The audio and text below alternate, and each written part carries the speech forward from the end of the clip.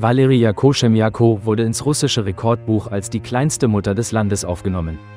Wir erzählen, mit welchen Schwierigkeiten der Mutterschaft sie täglich konfrontiert ist. Im Alter von 3 Jahren wurde bei Valeria eine seltene genetische Erkrankung diagnostiziert, die zu einer fehlerhaften Bildung der Knochengewebe führt, die Spondyloepiphysäre Dysplasie. Als das Mädchen 13 Jahre alt war, blieb ihre Körpergröße bei 109 cm stehen und ihre Beine begannen sich zu verformen. Ihre Eltern nannten sie nie behindert, und Valeria erinnert sich, dass sie sich nicht von anderen Kindern unterschied. Sie rannte auf Spielplätzen, kletterte an Reckstangen, rutschte Rutschen hinunter und fuhr Fahrrad. Oder vielleicht doch, das Mädchen erzählt, dass ihre Kindheitsfreunde bei Treffen sagen: Erinnerst du dich nicht? Du warst unser Anführer, eine echte Chefin. Die Eltern hofften, dass die Krankheit besiegt werden könnte, doch die Ärzte lehnten eine Operation ab.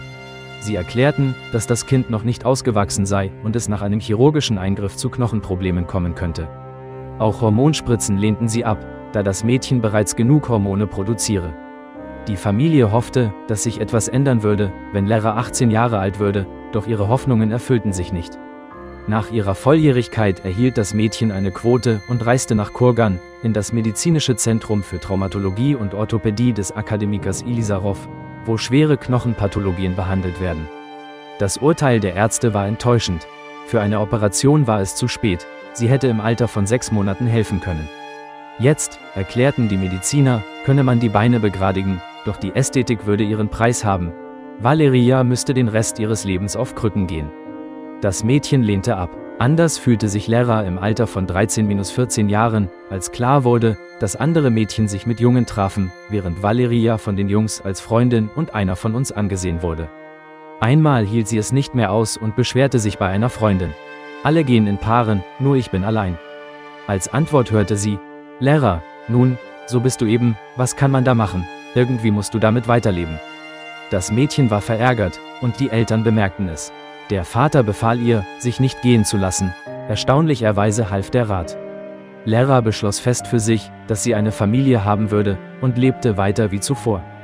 Sie lernte, erledigte Hausarbeiten. Wenn sie sich schminkte oder schön anzog, dann nur für sich selbst, nicht in der Hoffnung, dass Jungs sie bemerken würden. Und mit 18 Jahren geschah genau das: Männer begannen, sie anzusehen. Mit ihrem Mann Dmitri, der in Jekaterinburg lebte, lernte das Mädchen in einer Gruppe für Behinderte kennen, in der sie Freunde suchte. Zuerst nahm sie ihn nicht ernst, doch nach einem halben Jahr des Schreibens merkte sie, dass sie verliebt war. Dima lud sie zu sich ein, doch sie lehnte ab, mit der Begründung, die Fahrt aus dem Rostower Gebiet sei weit, die Tickets teuer. Doch der Junge war ernsthaft und sagte, dass er dieses Problem lösen würde. Und ein paar Tage später betrat die verwirrte Mutter das Zimmer des Mädchens. Lara, hier ist eine Überweisung von einem gewissen Dmitri. Der Vater versuchte zunächst, die Tochter abzuhalten. Gegen Dima hatte er nichts, doch er fürchtete, dass Lara im Zug etwas zustoßen könnte. Selbst am Bahnhof vor der Abfahrt fragte er: Lara, vielleicht überlegst du es dir nochmal? Doch die Mutter sagte sofort, dass sie nicht dagegen sei. Wenn ich dich jetzt nicht gehen lasse, wirst du mich dein ganzes Leben beschuldigen, dass dir etwas nicht gelungen ist. Also fahr, mach deine Erfahrungen, du bist schon ein großes Mädchen, viel Glück. In Jekaterinburg blieb Valeria 3 Wochen. Dima schlug vor, dass sie für immer bleibt, seine Mutter hatte nichts dagegen. Auch die Eltern des Mädchens stimmten zu. Nachdem sie nach Hause nach Gukowo gefahren war, um alle notwendigen Dokumente zu besorgen, zog Valeria im Mai 2013 endgültig nach Jekaterinburg. 2015 heirateten sie und Dima. Die Ärzte rieten Valeria von der Mutterschaft ab. Sie warnten, dass sie alle 9 Monate liegen müsste. Doch das Mädchen erzählt, dass sie bis zum letzten Tag wie ein Wildpferd herumlief und die gleichen Dinge tat wie zuvor. Ich dachte, ich würde meinen Bauch nicht mehr sehen können, doch ich hatte einen winzigen Bauch, ganz natürlich, erzählt Valeria. Nicht immer hatte sie Glück mit kompetenten Ärzten. Einmal behauptete eine Ultraschallärztin, dass Lara einen Zwerg zur Welt bringen würde. Die verängstigten Eheleute eilten zu Genetikern, die versicherten, dass das Kind völlig normal sein würde. Auch im Krankenhaus gab es Vorfälle. Der Kaiserschnitt verlief gut, doch Valeria konnte die hohen Bettchen nicht erreichen und konnte sich daher nicht um ihre Tochter kümmern. Die junge Mutter schlug vor, ein leeres Bett neben ihr im Zimmer aufzustellen und darauf eine abnehmbare Wiege vom Bettchen zu platzieren, doch ihr wurde dies verweigert. Das sei nicht vorgesehen. Man versuchte, das Mädchen auf die Station für Frühgeborene zu schicken, doch dort empörten sich die Mitarbeiter. Hier brauchen die Kinder besondere Aufmerksamkeit und ihr schiebt uns ein gesundes Baby zu. So endete alles damit, was Lehrer vorgeschlagen hatte. Ein weiteres Bett im Zimmer, auf dem die Wiege stand.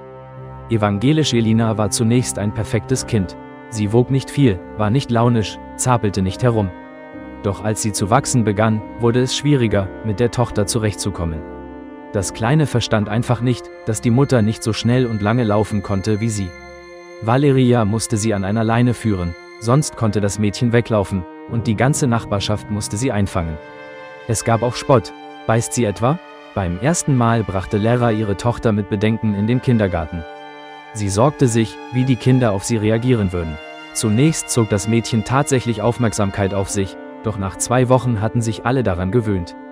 Jetzt, wenn ich komme, sagen alle einfach, Evas Mama ist da, Evas Mama, hallo. Zu Hause, erzählt Valeria, hat ihr Mann alles, was er konnte, für sie umgebaut. Die Lichtschalter sind tiefer angebracht, die notwendigen Dinge versucht die Familie nicht hochzulegen. Um an das Waschbecken oder den Herd zu gelangen, muss sie sich auf einen Hocker knien. Und um ein Buch aus dem oberen Regal zu holen, muss sie auf eine Leiter steigen. Doch wenn Valeria sich zu Hause wohlfühlt, beginnen außerhalb ernsthafte Schwierigkeiten. Überall hohe Theken. Das Personal in Kliniken und Banken bemerkt Valeria einfach nicht. Früher bat sie in Krankenhäusern andere Leute in der Schlange zur Anmeldung um Hilfe. Jetzt geht sie direkt ins Dienstzimmer. Ich klopfe und öffne frech die Tür, weil ich sonst nicht hineinkomme. Natürlich werfen sie mich nicht raus. Manchmal ist es auch umgekehrt. Manchmal bemerkt Valeria selbst an Haltestellen die Verkäufer in den Kiosken hinter den hohen Theken nicht und steht lange da, wartet auf ihr Kommen, während diese wiederum denken, die Frau betrachte die Auslage in Erwartung der Straßenbahn. Wenn ich allein fahre, kann ich mich noch irgendwie drehen und in den Bus oder die Straßenbahn springen. Doch wenn ich mit meiner Tochter fahre, ist es sehr schwer für mich, sie ist noch klein und kann ihre Beine nicht so hoch heben. Wenn die Straßenbahn oder der Bus niedrigflurig ist, ist es einfacher. Ich hebe sie zuerst hinein, dann werfe ich mich selbst hinein. Doch wenn es normale sind, ist es schwer. Doch in Jekaterinburg sind die Menschen sehr gut, sie helfen immer, nehmen meine Tochter und heben sie hoch, oder ich bitte den Schaffner, mir zu helfen, sie hineinzuheben, erzählt Valeria. Am schlimmsten ist es mit der Arbeit. Valeria wird nirgendwo eingestellt, selbst wenn es um die einfachsten Aufgaben wie das Drucken von Fotos oder die Erfassung von Telefonen geht, die zur Reparatur abgegeben werden. Man schiebt es auf ihre Größe. Unsere Theke ist hoch, man wird dich nicht sehen. Manchmal sagen sie auch direkt, was für ein Arbeiter bist du denn? Eine Zeit lang nahm das Mädchen an Fokusgruppen teil und testete verschiedene Produkte. Sie musste zum Beispiel eine Creme für 3 Tage nehmen und dann über ihre Eindrücke berichten.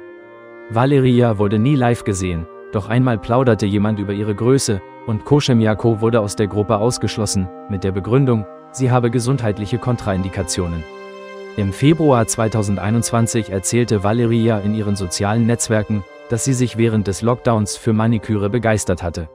Zunächst machte sie für sich und ihre Schwiegermutter, dann für Freundinnen und Bekannte.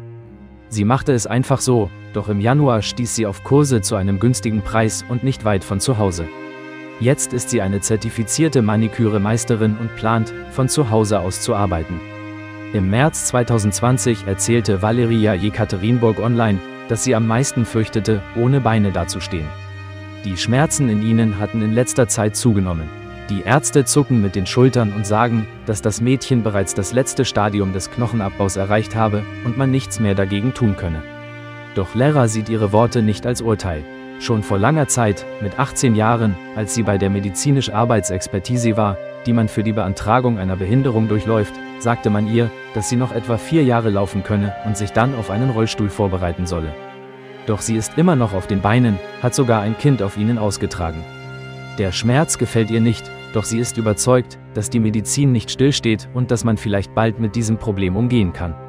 Als ihre größte Errungenschaft betrachtet Valeria ihre Familie. Ich bin doch Mutter geworden. Viele nennen das Heldentum, doch ich sehe nichts Ungewöhnliches daran. Ich hoffe, mit meinem Beispiel zu beweisen. Alles ist möglich, sagt sie. Liebe Freunde, wenn euch das Video gefallen hat, setzt ein Like und abonniert den Kanal.